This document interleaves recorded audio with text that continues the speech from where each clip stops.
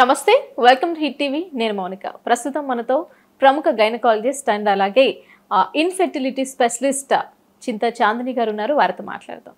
నమస్తే మేడం. నమస్తే. ఎలా ఉన్నారు? I'm good, thank you. మీరు ఎలా ఉన్నారు? ఐఎమ్ గుడ్ అండి, థ్యాంక్ యూ. ఇప్పుడు ఆడవాళ్ళలో పీసీఓఎస్ పీసీఓడి ఉంటే ఐవీఎఫ్ ట్రీట్మెంట్ తీసుకోవచ్చా అండి వీళ్ళు?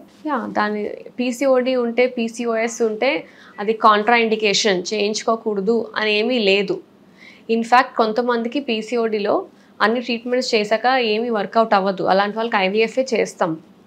ఓకే, సో ఏంటి ఇంపార్టెంట్గా పీసీఓడి ఉన్నప్పుడు మనం తెలుసుకోవాల్సింది, ఒకటి ఐవీఎఫ్ అప్పుడు ఎగ్స్ ఫాలికల్స్ ఏవైతే ఉంటాయో అవి పెరగొచ్చు, బట్ క్వాలిటీ తగ్గొచ్చు పీసీఓడి ఉన్న వాళ్ళకి. ఓకే, అది అందరికీ కూడా కాదు, ఒక 5 to 10%. ఇప్పుడు మేము ఒక 10 పీసీఓడి పేషెంట్స్ ఐవీఎఫ్ చేస్తే ఒక ఇద్దరికి క్వాలిటీ నంబర్ చాలా బాగుంటుంది కానీ క్వాలిటీ చాలా తక్కువ ఉంటుంది. ఓకే, సో వాళ్ళు ఐవీఎఫ్ చేయించినప్పుడు ఇలాంటి కాంప్లికేషన్ ఎదురవ్వచ్చు. ఇంకోటి ఓహెచ్ఎస్ఎస్ అంటాం. అంటే ఏంటి, ఎగ్స్ ఎప్పుడు పెరుగుతాయో ఎక్కువ పెరిగి మరి ఎక్కువ హార్మోన్ ప్రొడ్యూస్ చేశాయనుకోండి బాడీలో, ఆ హార్మోన్ మూలంగా మిగతా బాడీ పార్ట్స్ మీద ఎఫెక్ట్ పడవచ్చు. సో ఐవీఎఫ్లో వాళ్ళకి ఈ కాంప్లికేషన్ కూడా ఉండొచ్చు. సో ఈ రెండు డాక్టర్స్కి అవగాహన ఉండాలి, పేషెంట్కి కూడా అవగాహన ఉండాలి. ఐవీఎఫ్ చేయించుకోకూడదు అని ఏం లేదు, ఇలాంటి కాంప్లికేషన్ రావచ్చు.